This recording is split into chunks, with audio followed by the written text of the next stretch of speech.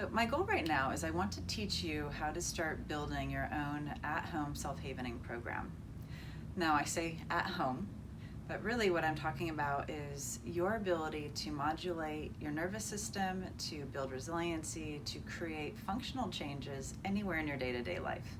If I had $1 for every time a patient tells me, hey, Dr. Kate, I went into the bathroom and I sang Old MacDonald and I did some self-havening, be a very rich woman, and actually the world is a calmer place because they're choosing to do that. So imagine everywhere is a havening haven. And our goal is to start to build not only your own self-havening practice, but what we're also doing is teaching your brain the muscle memory for being able to move into a self-haven state just by thinking about it. Now, what does that mean? Just take a second and imagine bouncing a basketball. What'd you notice?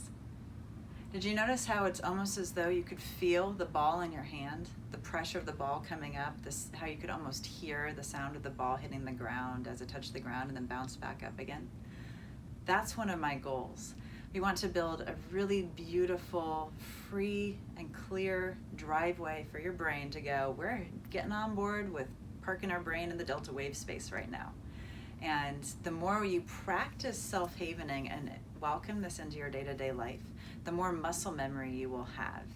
And so we're not only working on being in relationship with our brain and our body in an empowered way, we're building neural tracks, we're building new freeways to help you have your best functional life.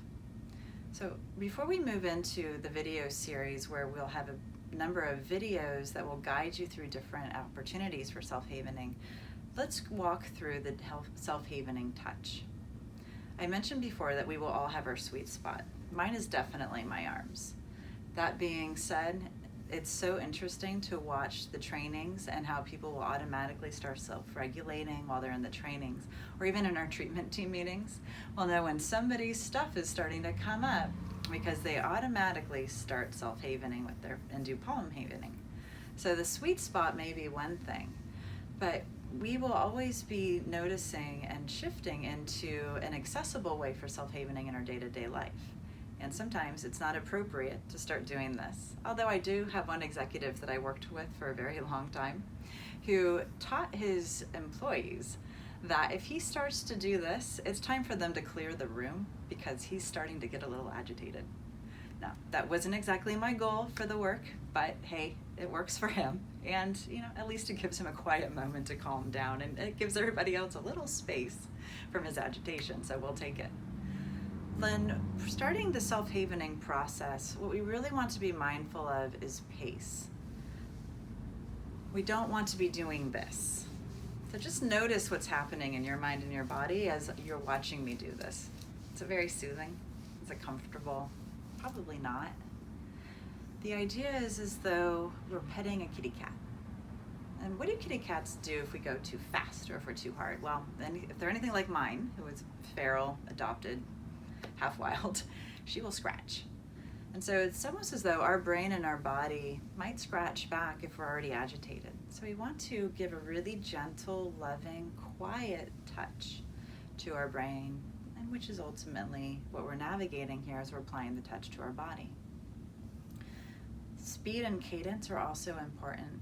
So Bill Souls, who's a social worker back in New York, came up with a wonderful protocol where you start with your hand right between your forehead and circle your eyes, down to your cheeks, back around your eyes, down to your arms, and then to your hands.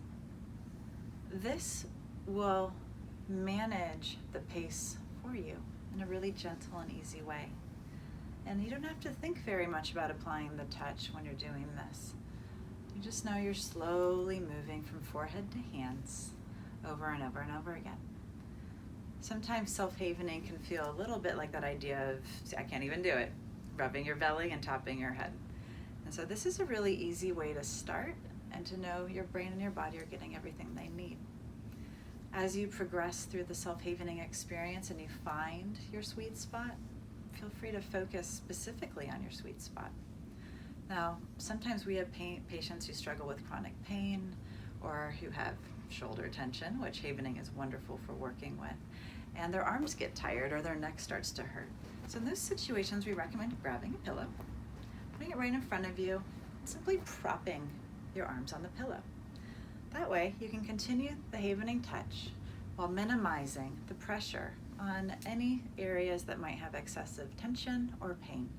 This is particularly helpful if you've been in a car accident and experienced whiplash, especially if you lean back in a nice relaxed position. You're alleviating any possibility of additional physical stress while encouraging your brain and your body to heal. Additionally, self-havening can also be applied through the use of something called mirror neurons. So we sometimes have patients who struggle to apply their own havening touch, or even perhaps they've experienced, I had one patient who had hand burns, and so they couldn't apply the havening touch. And guess what? Hands are an important part of the process.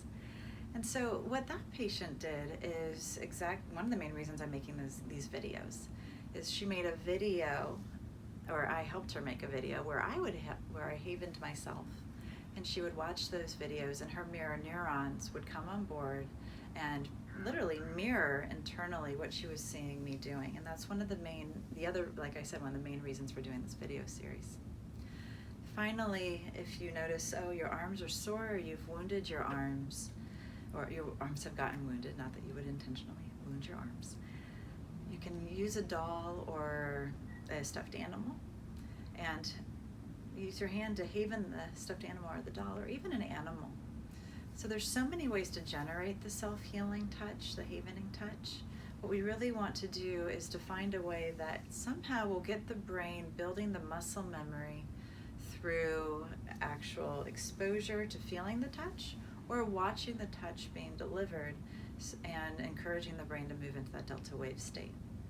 But again, first and foremost, what we're looking for is a calm, easy, structured way to apply the havening touch so that your brain and your body can start healing.